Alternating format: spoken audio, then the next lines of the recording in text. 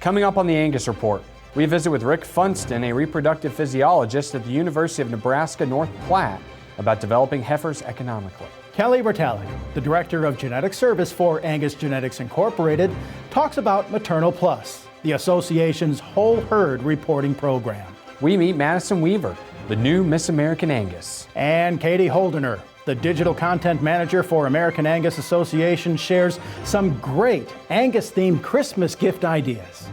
This is the Angus Report. Welcome to the Angus Report. I'm Bob Cervera. And I'm Clint Mefford. And this week, we're talking about replacement heifer selection. Rick Funston is a reproductive physiologist at the University of Nebraska North Platte.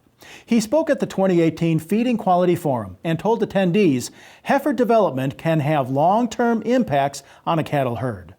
So we're looking at break-even at best in many beef cattle operations. Production inputs have gone up.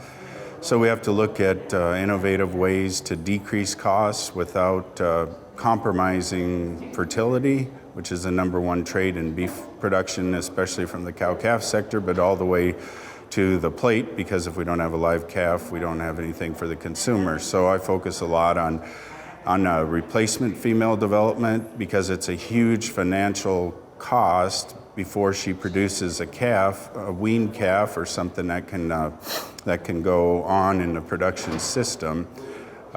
So we have to look at low input development systems so we don't have exorbitant costs and a female that is difficult to get rebred. He also stressed the importance of reproductive efficiency leading to profitability. We have to keep in mind that reproduction is the single most important trait in profitable beef production.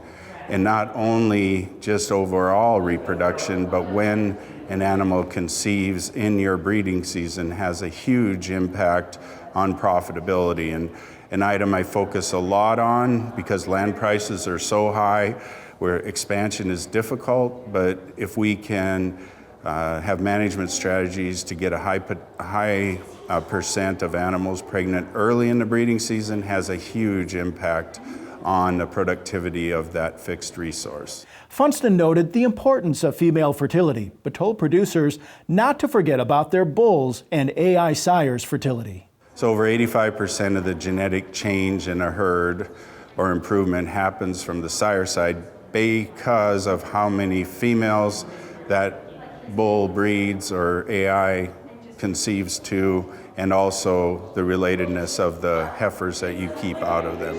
When we look at any replacement female or young cow nutritional program, we tend to look at everything that goes on to get her at a certain weight, a certain body condition at breeding. And I think we do a terrible injustice to locking these heifers up and getting them too fat and thinking we're going to get them all pregnant, because when we turn them out to grass or whatever their next production environment is, that previous environment has a huge impact on how they will respond. Contact your local extension agent to learn more about heifer development. This year, several beef packers, including Tyson and Cargill, announced they'll require fed cattle suppliers to become Beef Quality Assurance, or BQA, certified. Many packers will require the certification by January 1st next year. Cargill says 90% of its suppliers will be compliant by the end of this year. Tyson will also require drivers to acquire BQA transportation certification by January 1st, 2020. Many livestock markets have asked cattle sellers to attain BQA certification. Certification can aid in consumer transparency and trust. Chase DeCoit, the Beef Quality Assurance Program Director, said, quote, "A key positive in these companies turn to an industry-accepted program instead of requiring additional certifications. This is a program by cattlemen, for cattlemen," unquote. Online certification is free and can be taken at the participant's own pace. Visit bqa.org to learn more. On October 23rd and 24th, the USDA and FDA discussed the government oversight of cell-cultured food products. Officials on both sides of the issue shared comments on regulation that's needed during a public meeting.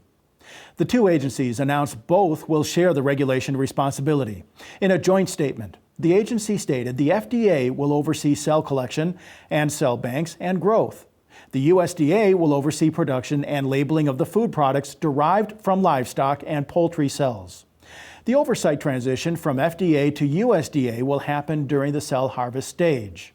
The agencies are actively refining technical details of the regulatory framework. Several agriculture groups advocated for the USDA to be the only agency to regulate the food product.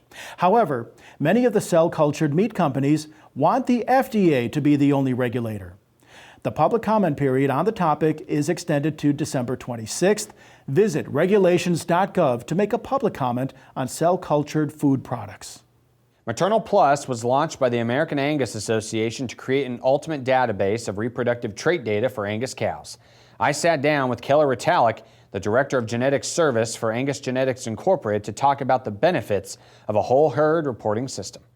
Kelly, we have been making a pretty heavy push the past year educating folks on Maternal Plus program. You lead Maternal Plus. Go ahead and give us a high-level overview of the Maternal Plus program. Sure. So Maternal Plus is a whole herd reporting structure program. So basically it's much like our AHIR or Angus Herd Improvement Record programs that our members are currently involved with, where they submit birth weights and weaning weights on their calves.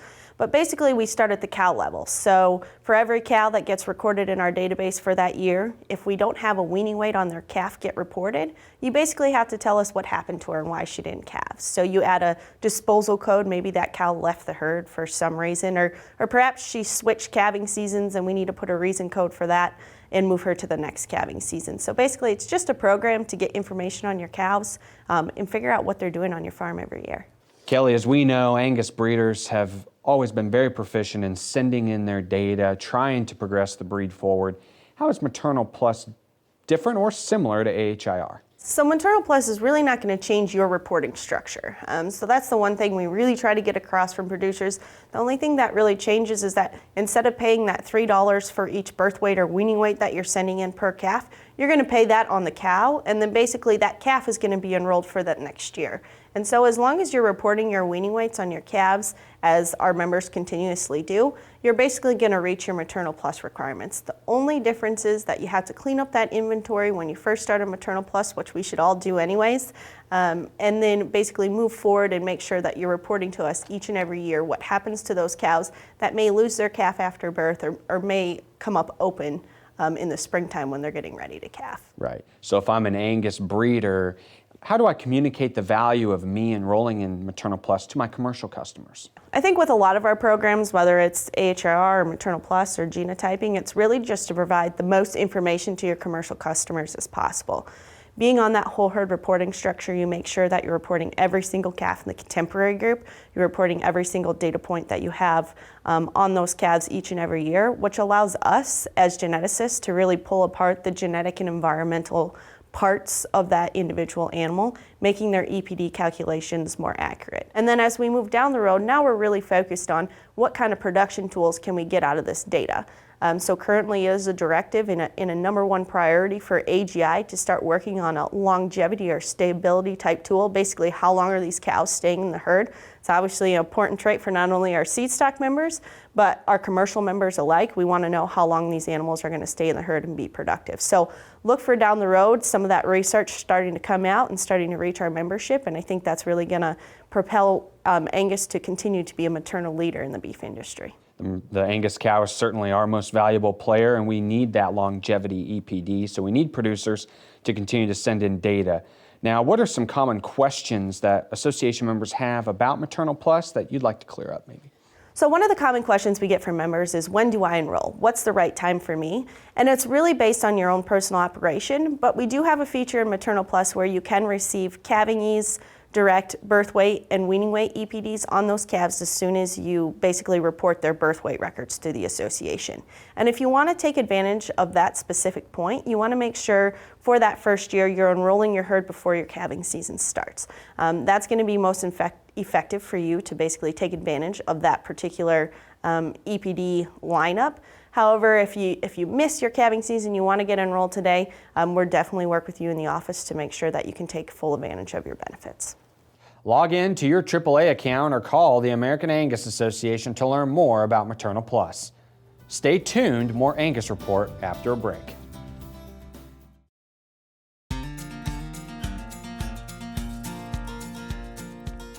Welcome back to the Angus Report. The American Angus Association's regional managers are the boots on the ground for the association. And Clint, you caught up with regional manager Mark Sims from the Southeast.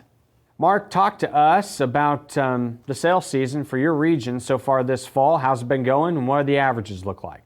Well, we just came off of 2 really busy months for October and November. For my region, those are probably 2 of the busiest months. And when we look at a comparison from 2018 to 2017 for those 2 months, I would say that we finished out pretty strong. There were a little more bulls sold for those 2 months in my region. We were actually up 71 bulls that sold at auction when you compare those 2 months to last year. And actually the price of bulls was actually up slightly.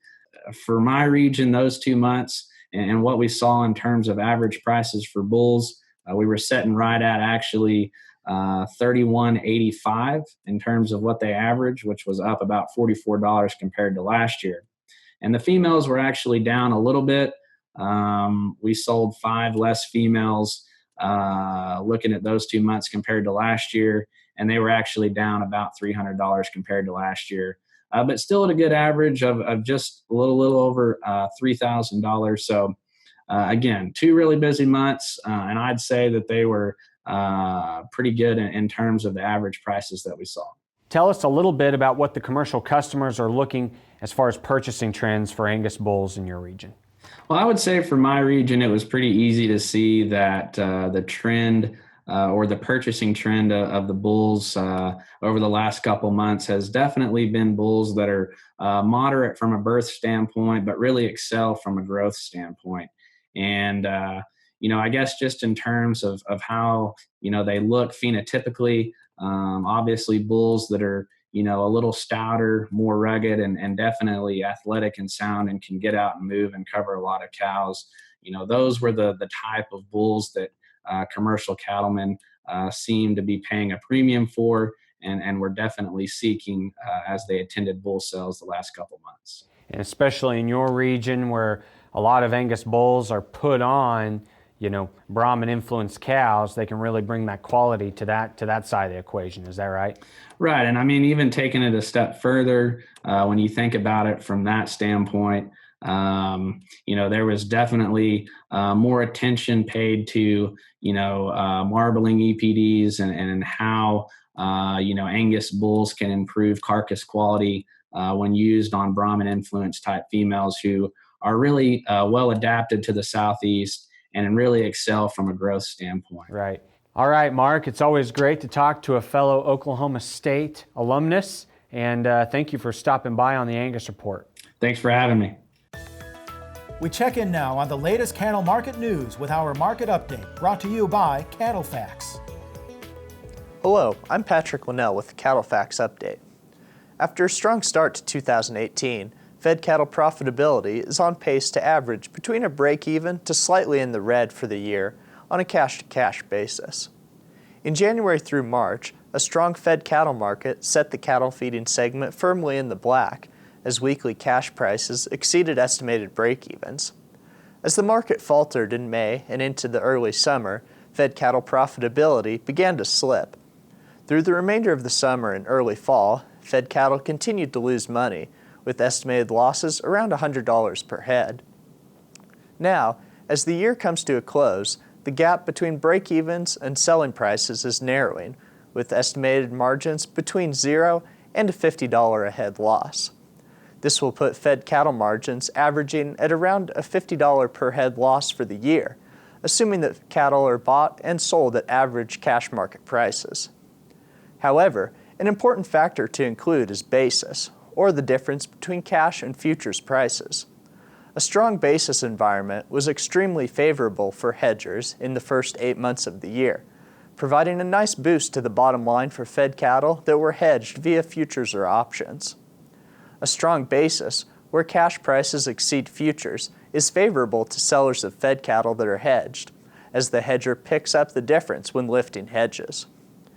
The added gain from basis will vary widely with risk management strategies, but basis gains could average upwards of $20 per head for the year as compared to a 10-year average basis. The end result is a fed cattle segment of the industry that was generally at a break-even to small profit for the year when accounting for basis gains. In the short term, this could be positive for feeder cattle demand, as feed yards have not generally accumulated large losses this year.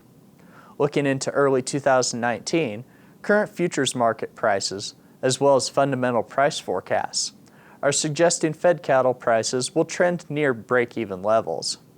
Whether the basis environment in the new year follows the same strong basis pattern of this year, or if a weaker basis pattern emerges in 2019, will be an important factor in fed cattle profitability. For the Angus Report and Cattle Facts, I'm Patrick Linnell. To learn more about Cattle Facts, your leading source for beef industry market information, visit cattlefacts.com.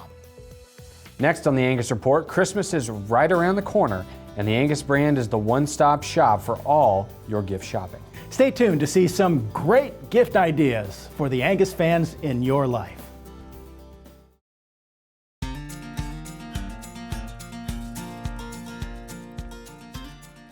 The American Angus Association revamped its merchandise store this year with new clothing and home goods for all ages. American Angus Association's digital content manager, Katy Holdener, shows us some of the new merchandise. The Angus brand recently launched a brand new collection of fall and winter items that are available on shop.angus.org. We have everything from winter coats for both men and women. We have some new youth items for all age groups, as well as some really fun knit beanies and some new caps. And we also expanded our vintage t-shirt line. The fall collection was debuted at the 2018 Angus Convention in Columbus, Ohio earlier in November, and we had a great booth set up right in the heart of the trade show. A lot of people came by and stopped and visited with us, and we're really excited now that the collection is online. For those who weren't at the convention, you can shop everything and have it delivered right to your doorstep.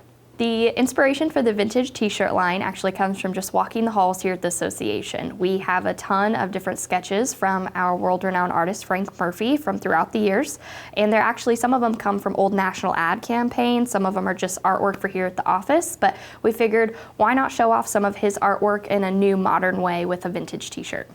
My favorite piece from the new collection is the quilted jacket. It is actually super warm on its own, but also makes a great layering piece if you want to throw a bigger coat over it. I also love the knit beanies. They're great for being out in the snow, working in the barn, really any time in the winter. Keep your head warm in a really cute and fashionable way. The Angus brand is the Angus Foundation store. It just has a new name and a new website. Every dollar spent at the Angus brand directly impacts the Angus Foundation's mission of youth, education, and research. We will have a select amount of items with us at the National Western Stock Show in Denver. We'll have some items in the yards if you do want to purchase while you're there, but we encourage anyone who is shopping online for those on their Christmas list, get your orders in by December 15th just to make sure that everything is there, wrapped, and under the Christmas tree. Happy holidays and happy shopping. Visit shop.angus.org to view the new Angus merchandise. Up next, we meet Madison Weaver, the newly crowned Miss American Angus. Stay with us.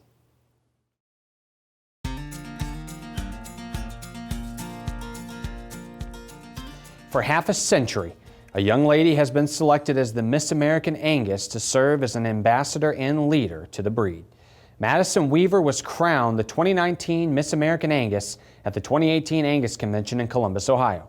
Let's see what she's looking forward to most as the new queen of the business breed. I am very overwhelmed right now. I'm actually still kind of shaking. Miss American Angus is always someone I've always looked up to, and I found her to be a very personal person. And as I was handing out ribbons in the past as a princess, sweetheart, or queen, she's always someone who's took me under her wing, and the idea that I get to do that for someone else is absolutely amazing. When I was walking up on stage, there's a kind of doubt in my mind. There was like this all of a sudden, like, there's just no way. I'm just like, I'm gonna get up here, they're gonna call someone else's name, and I'm gonna walk off, and I'm just gonna go home. And when they called my name, like, emotion just flew through my head. So many tears, so many different, it was just absolutely an amazing moment. There's honestly no words. And Sydney Ahorn, when she gave me a hug, that really made it seem real, and it was just an amazing moment. To become Miss American Angus, we had to fill out the scholarship application, obviously, and then a month later they sent us a paper and you said if you wanted to run for Miss American Angus or not, and you checked the box. I remember checking the box, and I remember thinking, oh my goodness, this is actually happening.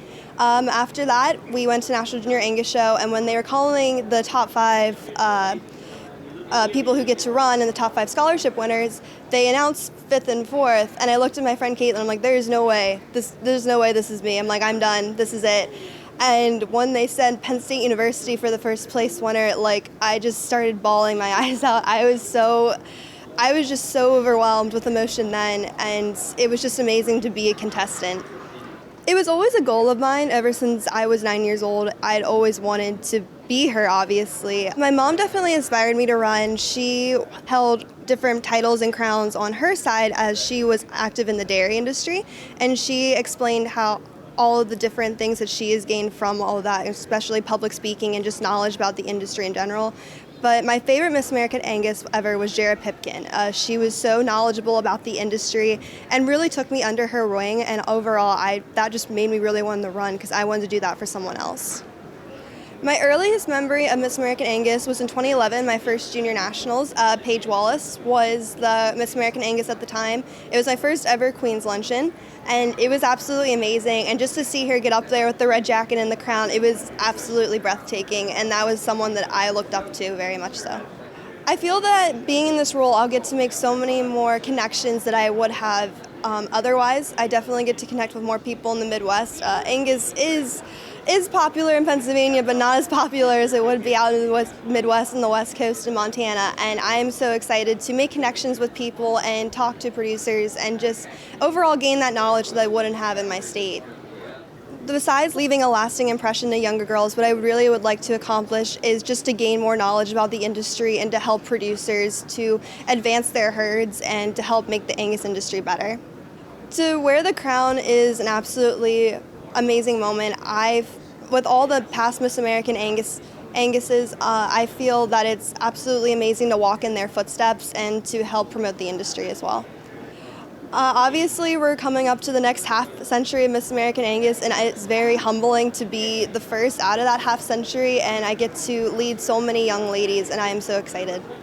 I am so humbled to be the 2018-2019 Miss American Angus. This is going to be an amazing opportunity, and I'm so excited for this year. Bob, it's really great to see the leaders of the next generation. You know, we're so fortunate to know that the industry is in great hands. It sure is. That's right. All right, that's all for this week's Angus Report. We'll return next week at this time for more cattle news and highlights. In the meantime, subscribe to our YouTube channel, Angus TV, for more from the association. Thanks for joining us.